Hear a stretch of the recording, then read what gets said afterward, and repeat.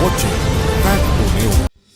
नमस्कार, स्वागत है आपका फैक्टो न्यूज में। और आज फैक्टो न्यूज में क्राइम की स्टोरी लेकर हाजिर हूं मैं। आपको बताऊंगी एक ऐसी स्टोरी के बारे में जिसे आप सुनेंगे तो शायद आपके भी होश उड़ जाए। एक ऐसी दर्दनाक स्टोरी जिसने एक बूढ़े माँ बाप को तोड़ कर रख दिया। 8 साल बाद जब इस कहानी की, इस घटना की परत खुली तो माँ बाप के होश उड़ गए। क्या कहानी थी, चलिए शुरू करती हूँ और आपको भी बताती हूँ क्राइम से जुड़ी ये स्टोरी के बारे में। तो ये कहानी की शुरुआत होती है राजस्थान के अलवर शहर के गांव टपुकड़ा से। जी हाँ, अलवर शहर के पास में राजस्थान का एक गांव है टपुकड़ा। यहाँ पर कमल सिंघला नाम का एक शख्स रहता था। इसकी उम्र 2011, ये जो स्टोरी है ये 2011 की स्टोरी है। तो 2011 में कमल सिंघला की उम्र 22 साल की थी। कमल सिंघला कंस्ट्रक्शन का काम करता था और अपने गांव के आसपास की जगह इस काम को करता था और काफी अच्छा माना जाता था कंस्ट्रक्शन के काम के लिए। इस गांव के आसपास के लोग इसे बहुत ही अच्छे से जानते थे, अपने काम में काफी ज्यादा माहिर था। इस वजह से इसकी जान पहचान भी काफी ज्यादा थी। तो अच्छा खासा इनकम भी इसकी हो जाती थी, क्योंकि छोटे छोटे से गांव में ऐसे कंस्ट्रक्शन का काम हो या ऐसे बहुत सारे लोग नहीं होते थे। तो वहां पर जो कमल सिंघला है इसकी जान पहचान भी काफी ज्यादा थी।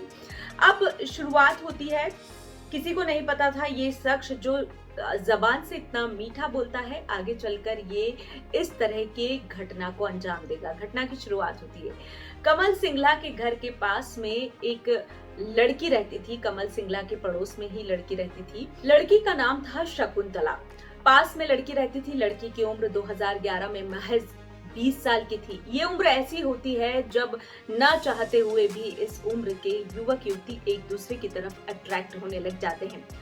तो इनके साथ भी ऐसा हुआ कि रोज रोज आना जाना था और उम्र का पड़ाव ऐसा था कि उस समय में प्यार होना एक अमूमन एक ऐसी चीज हो जाती है साथ साथ उम्र के लोगों में कि हर किसी के साथ ये चीज हो जाती है। तो शकुंतला और कमल सिंघला जो था उन दोनों में धीरे धीरे बातचीत बढ़ने लगी और ये बातचीत प्यार में बदलती चली गई। अब छोटा सा गांव है, आपने गांव के बारे में अगर सुना हो तो वहां पर रीति रिवाज या अपनी चीजों को लेकर, वहां के नियम कानून को लेकर लोग बड़े ही पॉजिटिव होते हैं। तो इन दोनों की जो कास्ट थी वो बिल्कुल अलग थी। इन दोनों को ये बात पता थी कि घर वाले इनकी शादी के लिए राजी नहीं होंगे, लेकिन उम्र ऐसी थी कि एक दूसरे को छोड़ना नहीं चाहते थे। प्यार इतना ज्यादा था कि एक दूसरे के साथ जीने मरने की कसम खा चुके थे। तो इसी के चलते ये घर वालों से बात छुपाकर इस प्यार को आगे बढ़ाते गए, छुप छुप कर मिलना शुरू किया। एक दिन गांव का ही एक इंसान इन दोनों को छुप के मिलते हुए देख लेता है और इसके बाद ये बात जो शकुंतला है उसके घर वालों को जाकर बता देता है। शकुंतला के घर वाले काफी ज्यादा परेशान हो जाते हैं और दोनों को बैठाकर काफी ज्यादा समझाते हैं कि आगे से ऐसा नहीं करे, लेकिन दोनों जो है वो प्यार में इस कदर डूबे हुए थे कि एक दूसरे को छोड़ने के लिए राजी नहीं थे। छुप छुप कर मिलना इन दोनों का चलता रहा। फिर से घर वाले जब शकुंतला पे नजर रखा करते थे तो इन घर वालों ने शकुंतला को फिर से कमल सिंघला से मिलते हुए बात करते हुए सुन लिया। इसके बाद इन्होंने पंचायत बुलाई और पंचायत के बीच में इन दोनों को समझाने की कोशिश करी। गांव वालों ने कमल सिंघला को धमकाया भी, लेकिन ये दोनों फिर भी एक दूसरे को छोड़ने को राजी नहीं थे। इस बीच शकुंतला के घर वाले शकुंतला के लिए रिश्ता खोजने लगते हैं। इसके बाद शकुंतला के लिए दिल्ली के एक सीधे साधे परिवार का लड़का ढूंढते हैं। उसका नाम रहता है रवि। रवि नाम का ये जो शख्स रहता है काफी सीधे साधे परिवार से था, काफी अच्छी नौकरी करता था और परिवार वाले सोचते थे कि शकुंतला के लिए ये परफेक्ट है। इस बार शकुंतला जब इस बारे में कमल को बताती है कि उसके घर वालों ने लड़का ढूंढ लिया है और इस तरह से दिल्ली में लड़का है, तो कमल काफी ज्यादा परेशान हो जाता है और यहाँ से उसका क्रिमिनल माइंड काम करना शुरू कर देता है। और जब कमल के दिमाग में अलग अलग तरह की स्टोरी आने लग जाती है, वो अलग अलग तरह के क्राइम से रिलेटेड मूवीज देखने लग जाता है, आर्टिकल पढ़ने लग जाता है और एक प्लान बनाता है। इस प्लान के लिए उसको शकुंतला को अपनी बातों में हामी भरवानी थी और साथ ही साथ उसको एक और शख्स की जरूरत थी। इस शख्स की खोज करने लग जाता है।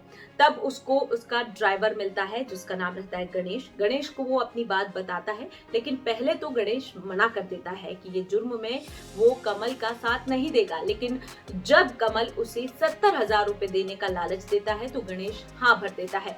शकुंतला तो कमल के प्यार में पागल थी, तो वो इस प्लान में उसके साथ जुड़ जाती है। प्लान की शुरुआत होती है कि शकुंतला से कमल कहता है कि तुम्हें शादी करनी होगी और शादी के बाद तुम्हें जो तुम्हारा पति है रवि, उसको पास भी नहीं आने देना है, और उस पे अगर वो नहीं मानता है तो तुम्हें कुछ भी बहाना बनाना है, चाहे तुम कह दो कि तुम्हारी लंबी उम्र के लिए कोई व्रत रखा है। शकुंतला भी तैयार हो जाती है और फिर इन दोनों की शादी हो जाती है और 8 फरवरी 2011 को दोनों शादी के बंधन में बंध जाते हैं। शादी के अगले दिन शकुंतला वापस अपने घर में आ जाती है और इसके बाद प्लान के मुताबिक 21 मार्च को शकुंतला वापस ससुराल चले जाती है। जब रवि शकुंतला के पास आने की जिद करता है तो शकुंतला उसे कह देती है कि उसने एक व्रत रखा है जो उसकी लंबी उम्र के लिए है। रवि जो था शकुंतला से बहुत ज्यादा प्यार करता था, साथ ही साथ पढ़ा लिखा भी था, तो वो जबरदस्ती करना नहीं चाहता था। वो शकुंतला की बात मान जाता है। उसके अगले दिन जब 21 तारीख को शकुंतला रवि के घर जाती है, उसके अगले दिन यानी कि 22 तारीख को शकुंतला कहती है कि मुझे कहीं घूमने जाने का मन है, क्यों ना हम किसी मूवी देखने या कहीं घूमने चले जाएं। रवि अपनी बीवी से बहुत ज्यादा प्यार करता था, उसकी बात मान के उसको घुमाने के लिए ले जाता है। ये सब जो था ये शकुंतला को पता था कि आज उसको उसका जो प्लान था रवि को मारने का, इसे पूरा करना है, तो इसके लिए वो दोनों निकल पड़ते हैं। आगे जाते हैं। शकुंतला बोलती है कि समाल खां गांव में उसका एक रिश्तेदार रहता है, तो वहां पर उसको अपने रिश्तेदार से मिलना है। बहुत समय हो गया है, तो क्यों ना हम उनसे भी मिल ले। तो रवि इस बात के लिए राजी हो जाता है और दोनों रिश्तेदार से मिलने के लिए निकल पड़ते हैं। लेकिन उसी बीच, क्योंकि ये सारी बातें, जो सारा प्लान था, ये यहाँ पर कमल का ही था, तो कमल और गणेश रास्ते में ही घात लगाए बैठे होते हैं। और जैसे ही शकुंतला यहाँ पर इनको देखती है दोनों को और बोलती है अपने पति से कि ये मेरे गांव के लोग हैं, और उनसे रुक कर बात करने को कहती हैं। दोनों बात करते हैं और इसी बीच उनके रिश्तेदार का घर आ जाता है, तो शकुंतला उतरकर रिश्तेदार के यहाँ जाने लगती है। रवि को कमल रोक लेता है और कहता है कि चलो मुझे आपसे कुछ बात करनी है, क्यों ना आगे तक घूम के आए। जो रवि रहता है वो मान जाता है इस बात के लिए और वो आगे तक जाने के लिए रेडी हो जाता है। तो उनकी कार में ये लोग मिलकर आगे जाते हैं और आगे जाकर जो कमल रहता है वो रवि को पानी ऑफर करता है। पानी पीने के बाद रवि तुरंत बेहोश हो जाता है और इसके बाद कमल उसका गला घोट देता है और उसे मौत के घाट उतार देता है। और इसके बाद गाड़ी को मोड़कर सीधे जहां पर उसका कंस्ट्रक्शन का काम चलता है वहां पर पहुंच जाते हैं ये तीनों शख्स, और उसके बाद गड्ढा खोदकर यहाँ पर रवि की लाश को ये गाड़ देते हैं।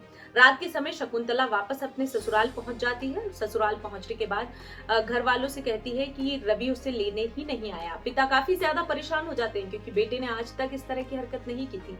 पिता परेशान होते हैं, पुलिस में कंप्लेंट करते हैं, लेकिन इस चीज को पुलिस गंभीरता से नहीं लेती है। काफी दिन ऐसे बीतते जाते हैं लेकिन यहाँ पर रवि के पिता हार नहीं मानते हैं, रवि की तलाश जारी रखते हैं। पुलिस का इस तरफ रुख ज्यादा नहीं होता है, पुलिस ज्यादा मेहनत नहीं करती इस केस को सॉल्व करने में। तब रवि के पिता जो है वो कोर्ट का दरवाजा खटखटाते हैं। कोर्ट जब इस मामले में संज्ञान लेती है तो यहाँ पर क्राइम ब्रांच को ये केस सौंपा जाता है। क्राइम ब्रांच भी कई दिनों तक पता लगाने की कोशिश करती है, लेकिन उन्हें इस केस में कुछ समझ में नहीं आता है। उसके बाद ऐसे धीरे धीरे करके 8 साल बीत जाते हैं, लेकिन क्राइम ब्रांच अपनी खोज को कंप्लीट किए बगैर चैन से नहीं बैठती है। इसी बीच शकुंतला की जो एक्टिविटी है क्राइम ब्रांच को खटकने लग जाती है। जब शकुंतला के बारे में ये लोग पता करते हैं तो इन्हें मालूम पड़ता है कि ये अपने ही गांव के शख्स कमल सिंघला के साथ प्रेम में थी शादी से पहले, और अभी भी इन दोनों का मिलना जुलना है।